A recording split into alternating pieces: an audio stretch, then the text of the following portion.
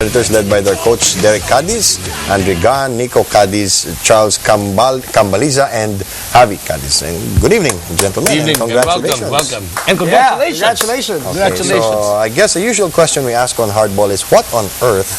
No, I mean, how did all this begin? Because I understand that, you know, ice hockey started many years ago. In fact, I understand the ice skating rink in Mega Mall used to be a favorite haven. But how did forming a competitive team begin? I mean, historically. Well, you know, in our case, what happened was that, you know, we started 15 years ago. Okay. And I used to play in Germany. I grew up in Germany, and I had a friend who was a British parent, and we were looking for a ice hockey rink, and there was no formal ice hockey, venue, and so we got kids together, parents, like-minded parents, and started it 15 years ago. And we reserved ice time in SM South Mall. And we've had this, you know, ever since 15 years ago. And Manila Predators is really a merger of two teams, the Manila Tigers and the Manila Typhoons. There are only two venues, Mega Mall and SM South Mall. And you know, the rivalry between us was like Ateneo Lasal. Andre was from SM, he was from SM Mega Mall, the Manila Typhoons, and the others were from SM South Mall, the Manila Tigers. My team, and basically we merged the two after a while when their coach left, and the Manila Predators was born. And we've been together for 15 years, and that's part of the success of the team. They've known each other. We say we're a family, we're not just a team. And so... Well, you're a family now, but when you proposed the idea of the merger, was there any...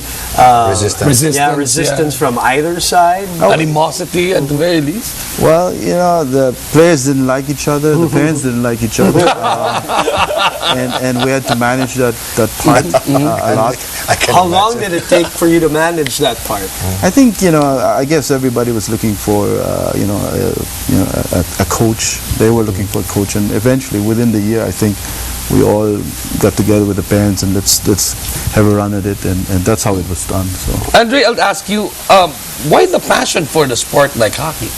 I don't really know. It's one of those things that you just learn to love, and I think it's in everyone to love a sport. And for me, it's just this sport really.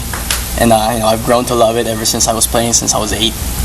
And every year I just keep on falling in love with it. So I think it's the passion that keeps you there. I mean, it's not a sport that is easy by no means. You have to be able to balance on skates, be able to maneuver with a stick, look for the puck, and be able to move around against people who are big, athletic, guided missiles fast on the ice. Well, you gotta learn how to crawl before you can run. So it's pretty much the same thing. So basically, you have to learn how to skate first. Then after that, it's kind of like second nature to us. So we don't really think about skating. It's more of just stepping on the ice. Okay, I want to ask, any of you can answer. When you're young, or even at regardless of age, when you want to play hockey at the level that you guys are playing, especially if you're being scouted, what skill set are they looking for? Other than the learning how to skate, that you should master that, but what other skill set should you possess or develop to be able to play the game the right way? Well, it would depend on how your body is, the build of your body. Okay, that's one. For us, Asians, usually we're built really small as compared to the North Americans, so they're going to be looking at the speed, the scoring touch that we have, and the ability to move around the bigger players. So talking about the tournaments that you've won and you participated in, how was the competition like?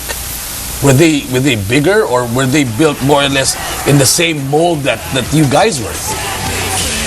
For the most part, they were pretty big compared to us, and we played against a couple of teams that had girls in their teams as well. Really? And they're actually more intense than the guys. So that's why you joined.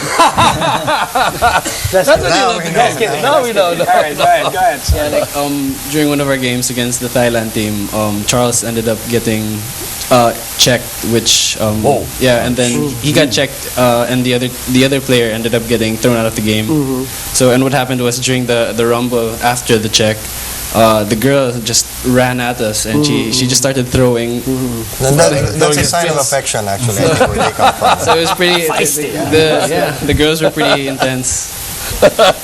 They're actually dating now, so that's the post story. It's a nice after. But looking ahead, what's next for the Predators? Is there a promotion relegation system also in Asia in hockey?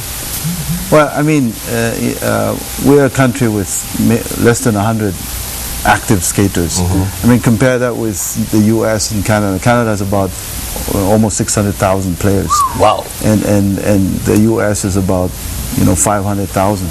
The Europeans 50 to 100,000. Singapore, Hong Kong, we're all in the same boat.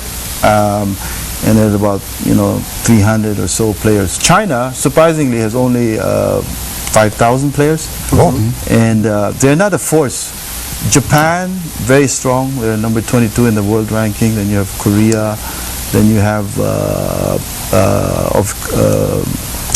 Taipei, and you have North Korea.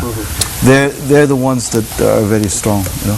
Okay, I have one question. Actually, I have a couple, and you can answer this as honestly as you can. One, what do you think is a misconception about hockey, especially in a country like ours, that a lot of people don't There's understand? no ice. The sport, Yeah. no ice to begin with. Well, we have ice, but they don't usually put in glasses. Yeah. That's it. Number one, what's the misconception? Number two, is it a sport that you want it to be popularized, or do you want it in your circle only? Some people Confined, just want yeah, that. confined. They They want that it circle. You know what commercialized. you're talking about, boys, right? What do you think? Well, what's your opinion on it? Yeah, please. Yeah.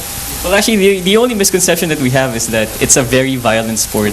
And with the rules that we try to enforce during our leagues here, we try to enforce that we try to minimize the hitting as much as we can. We get hit. I mean, it's an accepted thing that we get hit by each other because of the speed that we have.